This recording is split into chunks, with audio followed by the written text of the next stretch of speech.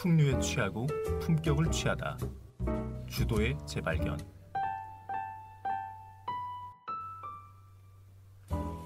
단순히 술을 좋아하는 애주가를 넘어 주류에 담긴 문화와 풍류를 즐기려는 미주가들의 솔직 담백한 이야기. 주도의 재발견 10화 지금 시작합니다. 오늘도 함께할 저희 네 사람 소개를 시켜드리겠습니다. 저는 삼티니, 그리고 저와 MC를 같이 해주실 홍대브로 짝브로 여러분 인사드립니다. 언제나 걷고 있는 남자 쟈니은입니다. 안녕하세요. 둘기둘기 비둘기입니다. 자, 저번 화에는 잭 다니엘과 이제 조니 워커 두 가지 이제 블렌디드 위스키와 아메리칸 위스키를 봤었고요. 이번 화부터는 이제 싱글 몰트 위스키를 조금씩 다뤄보겠습니다. 이번 화부터 이제 발베니를 다뤄주시겠죠? 네. 저희가 이제 약간 로테이션이잖아요. 그렇죠. 블렌디드도 하고 이제 블렌디드, 아메리칸, 그다음에 싱글 몰트, 싱글 몰트. 네, 그다음에 약간 뭐 좀 독특한 위스키들.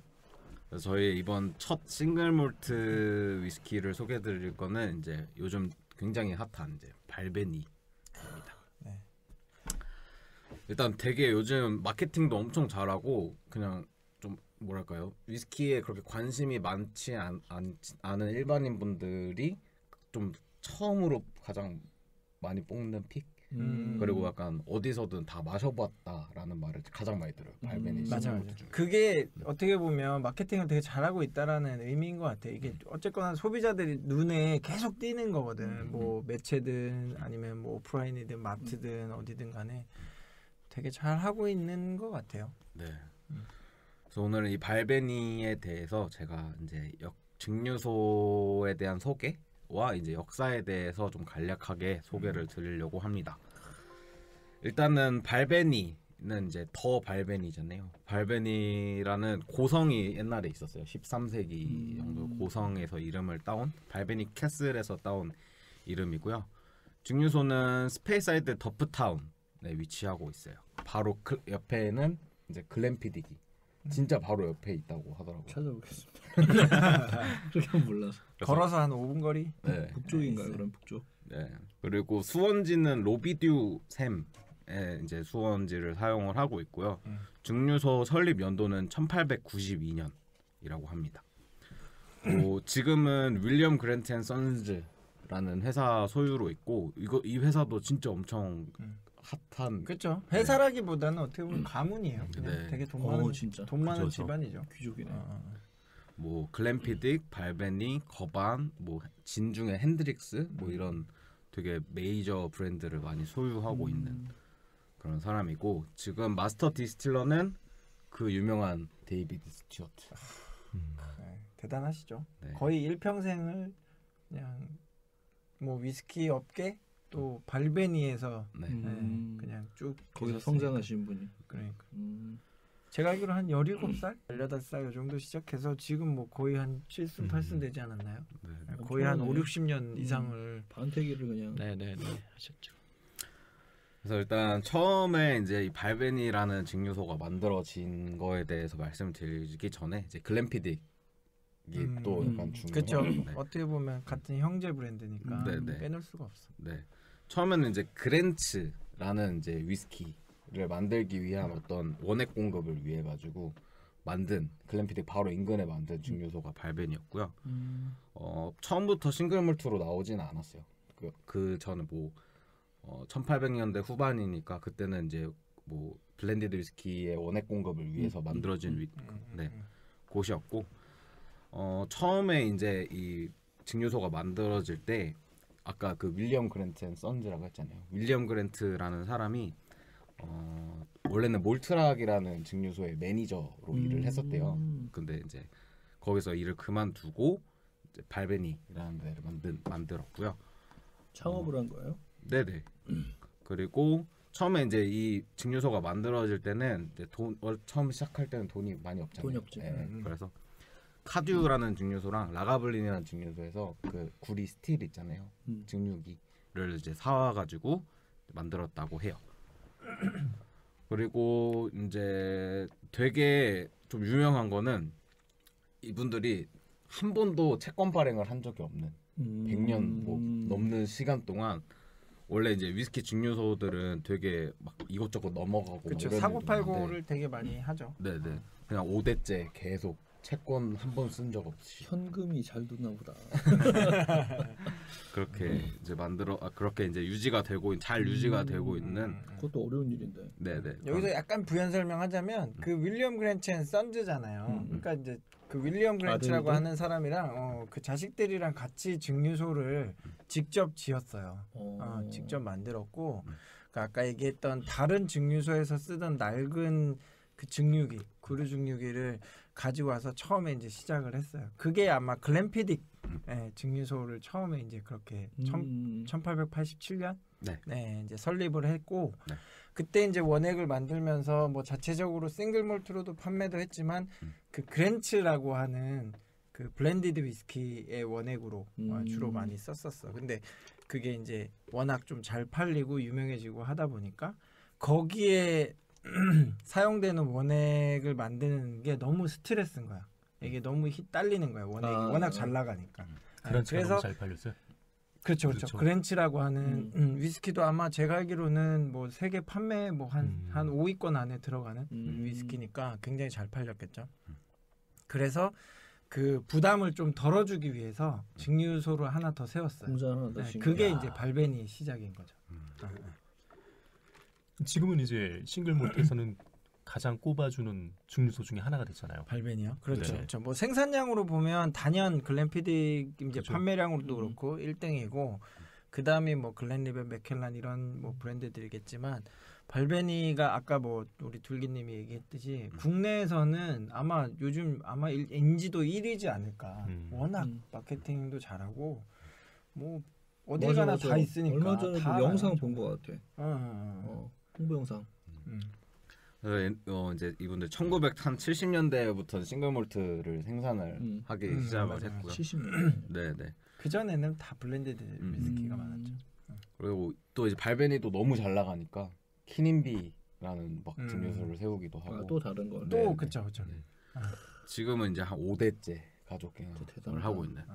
대단한 집안이에요. 뭐 일단 이 증류소가 아까 말씀하셨는데 장인 정신, 이제 그 크래프트. 데이비드 스튜어트라는 마스터 그런 이제 느낌이 좀 있고, 명장. 네 여기가 좀 되게 잘하는 게 이제 뭐 플로어 몰팅이나 이제 약간 자기들이 오크통을 만드는 기술. 쿠퍼리지. 쿠퍼리지 다 직접 갖고 있고. 네 직접 갖고 있고, 제가 알기로는 글렌피딕 같은 경우에는 이제 병입까지도 하는 그렇죠. 걸로 알고 있는데 그런 시설을 다 이제 어떻게 보면 위스키를 만드는 공정이 우리 앞 시간에서 설명을 쭉 했잖아요. 그런 공정 자체를 증류소 내에서 다 1부터 10까지 다 소화하는 증류소가 거의 없어요. 근데 글렌피딕 같은 경우는 직접 뭐 보리 경작하는 것부터 나중에 병입하는 것까지 다 이제 자체적으로 소화를 해내고 있고, 발베니 같은 경우가 이제 크래프트 정신이라고 해서 약간 장인 정신 이런 걸 되게 많이 하는데, 얘네들 같은 경우도 이렇게 라벨링하는 뭐 그런 것도 다 수작업으로 할 정도로 되게 꼼꼼하게 품질 관리를 하고 있다고 하더라고요. 그리고 또 약간 증류소가 재밌는 게, 그러니까 원래 위스키가 약간 만들 때 버리는 게 없다고 그때 말씀드렸잖아요. 맞아.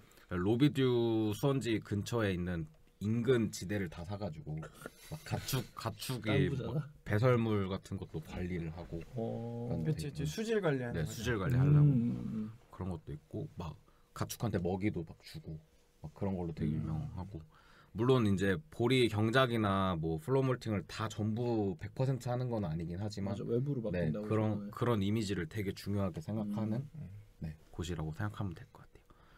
그래서 뭐 증류 과정에서 발베니가 좀 되게 좀 어필을 하는 내용은 뭐 미들컷이라고 하잖아요. 그 커팅 그 증류하고 나서 초류 중류 후루가 나오는데, 그 중류 거의 한 72%에서 73%에 좀 자기들이 이제 좀 퓨어한 애들을 사용한다.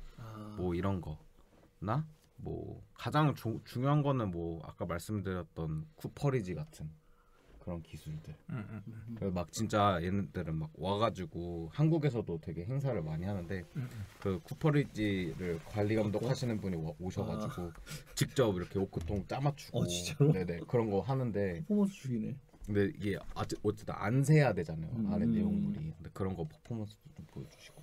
그게 진짜 쉬운 것 같지만 쉽지 않아요. 않지. 그 뭐 못이라든지 본드라든지 이런 걸 전혀 쓰지 않고 그냥 나무 조각 스테이브들을 이렇게 맞춰가지고 그 통을 만들어서 그 안에 이제 위스키 원액을 넣었는데 그게 새지 않게 만든다는 거는 진짜 굉장한 기술인 거죠. 그렇죠.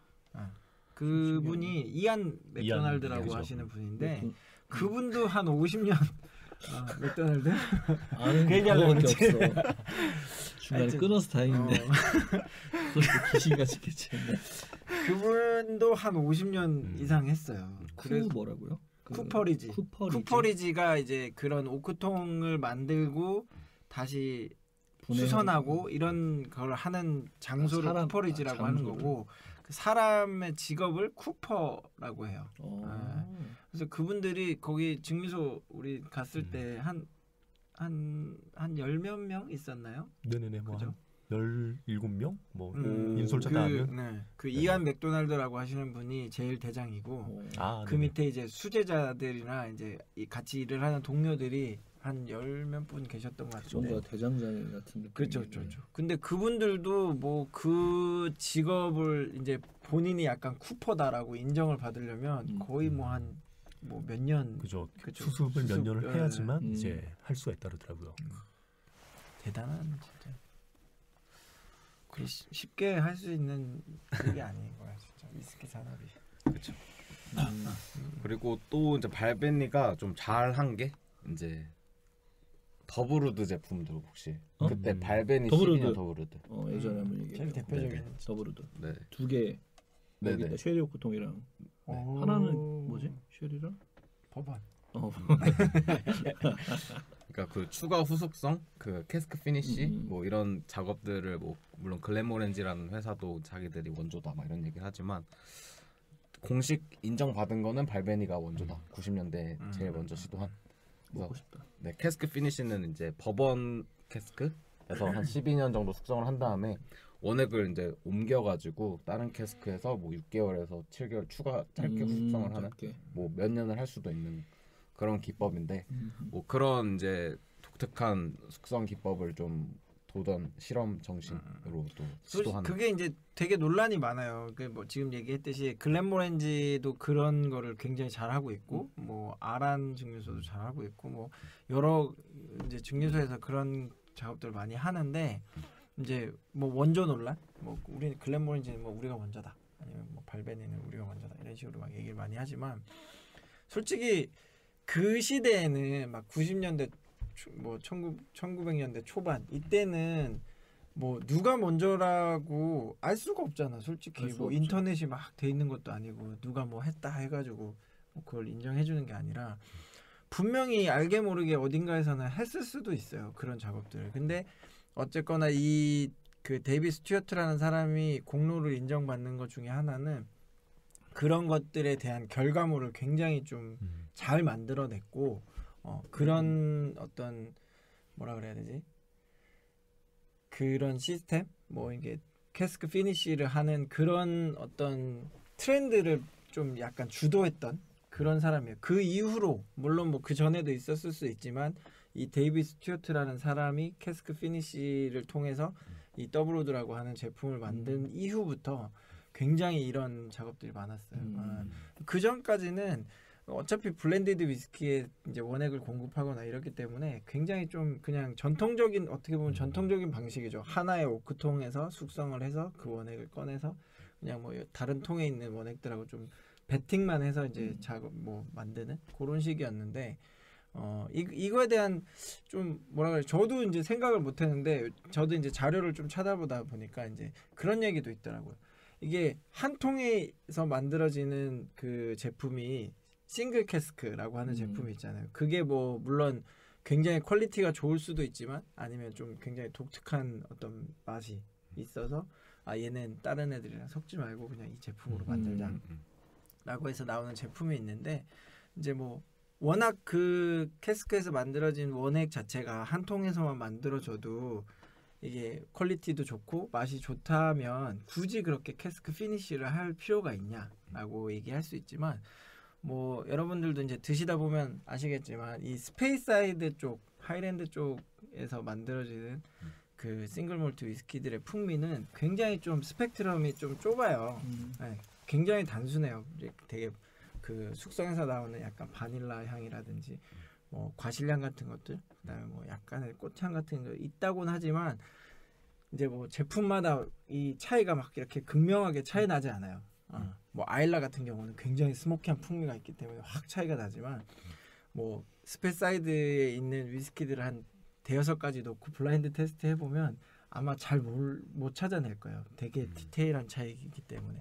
네. 그러기 때문에 어떤 그런 그 원액을 이제 좀 다양하게 만들기 위해서는 이런 작업이 필요한 건데 이런 거를 좀 그 데이비 스튜어트가 굉장히 좀 선구자 역할을 했다라는. 약간 혁신가 그렇죠, 스타일이네. 그렇죠. 어떻게 보면 다 밋밋한데 이러고 어쨌든 시도를 해가지고 새로운 어떤 그렇죠. 그리고 또 그 결과물이 굉장히 좋았다는 거. 본인도 처음에 생각했는데 그렇게 넣고 마시고 와서 좋은데 역시 이랬을 거 아니에요. 그러니까 이게 뭐 조금 다른 분야로 얘기를 하자면 이제 저희는 바텐더니까 이게 칵테일을 뭐 이제 시그니처 칵테일이라고 해서 본인만의 어떤 칵테일을 본인만의 생각으로 재해석해서 만드는 그런 칵테일들이 많아요. 대회를 참가하거나 아니면 뭐 업장에서 그냥 자체적으로 하거나. 그러니까 그렇게 했을 때 본인은 굉장히 뭔가 크리에이티브하다. 난 창의적으로 내가 독특하게 생각해서 만들었다고는 하지만 이미 그런 레시피가 어디선가는 다 하고 있을 수도 있어요. 그죠? 그렇긴 한데 그거를 얼마나 잘 정리해서 소비자들도 다 만족스럽게 뽑아내느냐 그게 이제 굉장히 중요한 거니까. 그런 것 같습니다. 실질적으로 저도 처음에는 이런 더블 캐스크라는 방식을 여러 데서 논란이 되잖아요. 근데 말씀하신 대로 보면 이제 발베니가 좀 툰도 보면 그렇죠. 일종의 캐스크를 다 분해해서 하나로 또 붙이는 방식이잖아요. 그런 것도 새로운 개척을 또 해나가는 그런 면이 있는 것 같더라고요. 맞습니다. 그래서 굉장히 좀 전통적인 방식을 고수하고 그런 거에 대한 뭔가 존경심, 장인들에 대한 그런 것들도 계속 갖고 가지만 또 한편으로는 어떻게 보면 머물러 있지 않고 계속해서 그런 것들을 좀 맞아요. 네, 하는 것 같아요. 잘하시는 거죠. 그리고 최근에는 막 약간 몽키 숄더 이것도 엄청 브랜드를 엄청 잘해가지고 약간 스토리텔링이 또 있잖아요. 그 맞아요. 아까 말씀드린 플로우 몰팅 할 때 맞아. 이게 약간 어깨 굽을 정도로 이렇게 계속 이제 약간 삽질을 하니까 그분들에 대한 경의를 표현하는. 그래서 뭐 이런 걸 정말 잘하는 것 같고 몽키 숄더 블렌디드 몰트 위스키인데. 네. 그리고 뭐 한 가지 좀 추가로 말씀드리자면 스코틀랜드의 많은 위스키 증류소들이 그 독립병입 회사 있잖아요. 우리 지난번에 한번 잠깐 소개했던 것 같은데 그런 회사에 원액을 좀 많이 팔아요. 자기네들이 좀 자체적으로 제품을 만들고 했는데 뭐 좀 재고가 남는다거나 뭐 그런 아니면 이거 우리들이 쓰기에는 좀 뭔가 애매한 그런 원액들은 독립병입 회사에다 파는 경우가 많거든요. 근데 발베니 같은 경우는 그런 식으로 외부로 원액을 파는 거를 절대 금하고 있어요. 네, 거의 없어요. 독립병입으로 발베니 그 증류소 원액을 만들어내는 데는 거의 없을 거예요. 못 봤고 한 번도. 그런 식으로 판매하지 않고 가끔 나오는 경우가 있긴 있어요. 그러니까 뭐 그 그랜츠라고 하는 아까 뭐 블렌디드 위스키 만드는데 원액을 쓰거나 아니면 몽키숄더 만드는 블렌디드 몰트 위스키를 만드는데 좀 쓰거나 아니면 자체적으로 싱글 몰트 위스키를 만드는 데 쓰는데도 원액이 많이 부족하니까 당연히 줄 것도 없겠지만 혹시라도 우리가 이제 쓰기에 조금 애매한 뭐 원액들이 있어. 그러면 그런 것들은 그 원액을 그냥 주지 않고요. 스푸닝이라고 하는 작업을 해요. 그게 뭐냐면 그 원액이 한 증류소에서 나오면 그건 싱글 몰트잖아요. 그러니까 이제 글램피딕 증류소에 있는 원액을 숟가락으로 딱 떠가지고 그 원액 오크통에다 넣는 거야. 그럼 얘는 이제 더 이상 싱글 몰트 위스키가 아닌 거지. 그런 식으로 해서 뭐 독립업 병입업자한테 팔아. 대신에 너네 이거 발베니 원액이라고 쓸 수 없어. 블렌디드 위스키, 아니 블렌디드 몰트야. 이렇게 그런 식으로 파는 게 이제 번사이드라고 해서 뭐 그런 식으로 판매를 하는 경우가 있는데 이제 아예 번사이드라고 하는 뭐 브랜드도 있어요. 근데 그거는 이제 발베니랑은 좀 별개의 브랜드이긴 하지만 어쨌거나 그런 식으로 약간 스푸닝해서 판매하는 경우는 있지만 완전 거의 100% 원액을 하진 않아요. 그 정도로 이제 자기네들의 어떤 품질 관리를 굉장히 좀 철저하게 하는. 맞아. 장인. 돈이 있으니까 가능한 걸 그렇죠.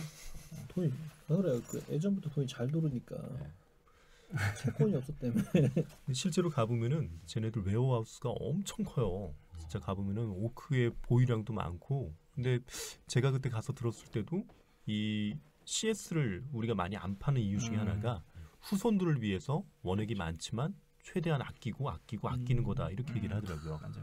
맞아요. 건실하네요, 약간. 그러니까 철학이 있는 거지. 이게 그러니까 위스키 산업이 돈만 있다고 할 수 있는 건 아닌 것 같아요.